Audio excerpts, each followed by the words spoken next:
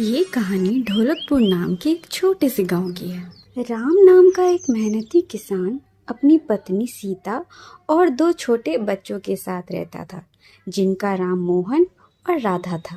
राम अपनी छोटी सी जमीन पर जी तोड़ मेहनत करता था, फसल उगाता और पास के शहर में जो मंडी थी वहां बेच आता।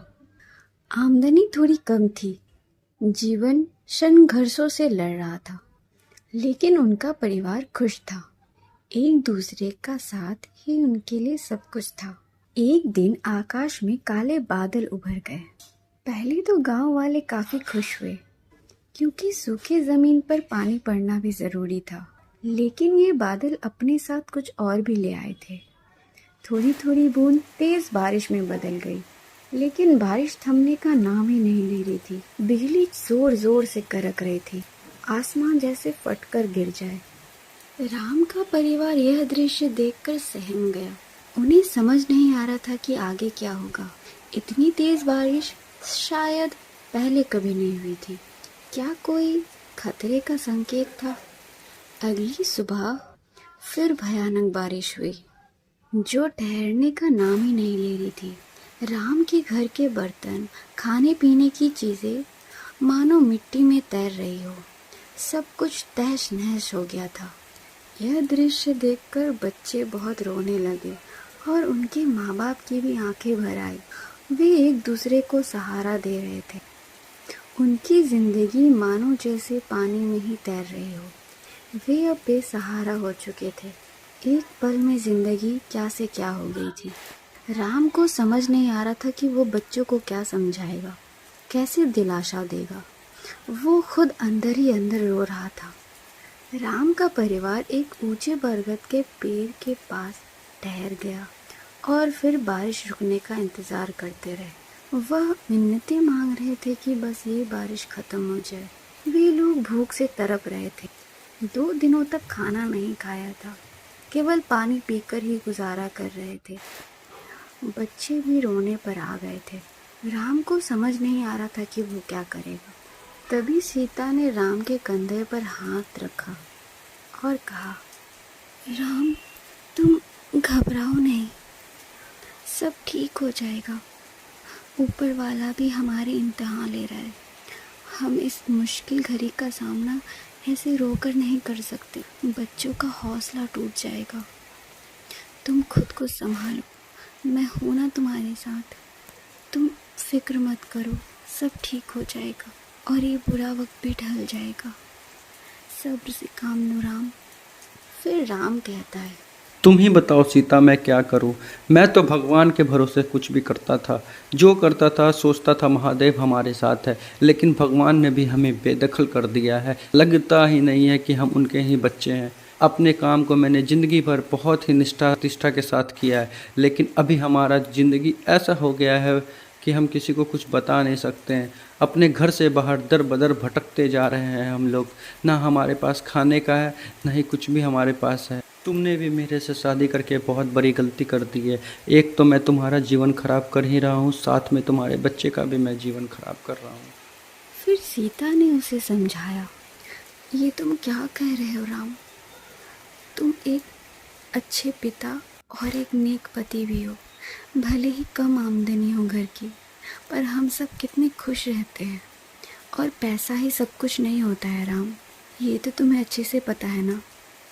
ऊपर वाला हमारी परीक्षा ले रहा है। जब ये सब मुसीबतें ढल जाएगी तो एक अच्छी ज़िंदगी हम लोग फिर से जिएंगे, और भगवान ने हमारे लिए कुछ अच्छा ही सोचा होगा। तुम सब कुछ उन पर छोड़ दो। तुम ऐसे हार मान जाओगे तो फिर कैसे होगा। हौसला रखो राम, मैं हूँ तुम्हारे साथ और हम सब हैं। फिर बच्चे भी साथ कहने लगते हैं, हाँ बाबा, हम सब आपके साथ हैं। और मुझे तो भूख ही नहीं लगी है बाबा, आप क्यों परेशान हो रहे हो? आप फिक्र मत करो, सब ठीक हो जाएगा। ईश्वर हमारी रक्षा करेंगे। फिर राधा भी कहती है, हाँ पापा, आप बिल्कुल चिंता मत करो, सब ठीक हो जाएगा, है ना भैया? हाँ राधा, सब ठीक हो जाएगा।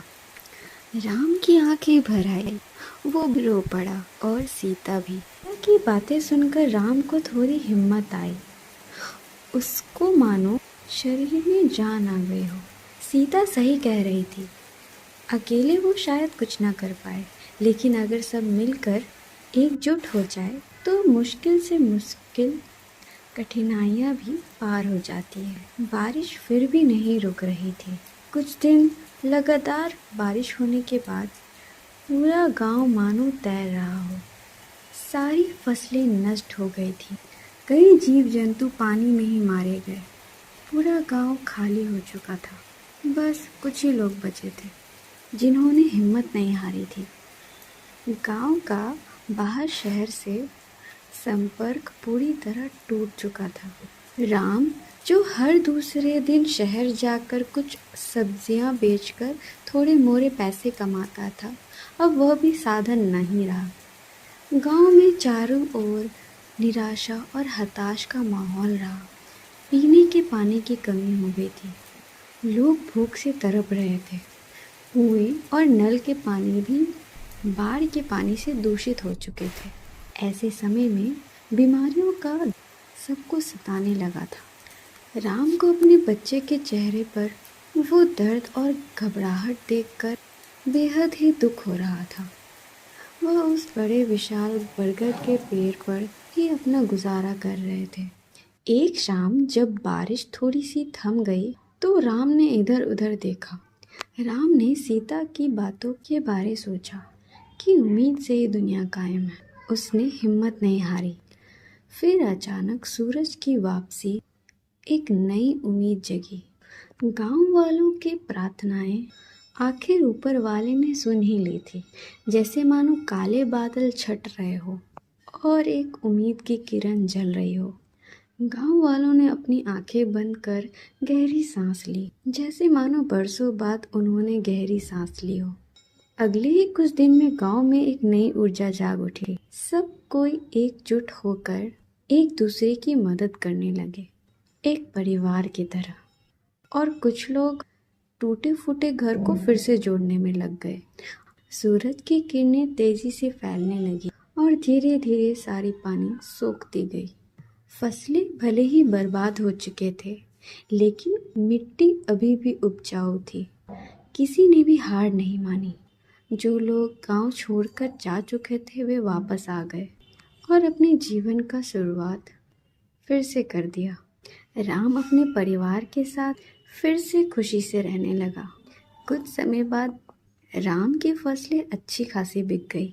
उन पैसों से राम ने एक गाय खरीदी जो बेहद तंदुरुस्त थी और अच्छी मात्रा में दूध भी देती थी। धीरे धीरे राम तरक्की करने लग गया और सीता की बात सच हो गई। जिंदगी में कितनी भी कठिनाइयाँ हों, हमें कभी भी हार नहीं मानना चाहिए। एकजुट होकर मुश्किलों का सामना करना चाहिए। धन्यवाद।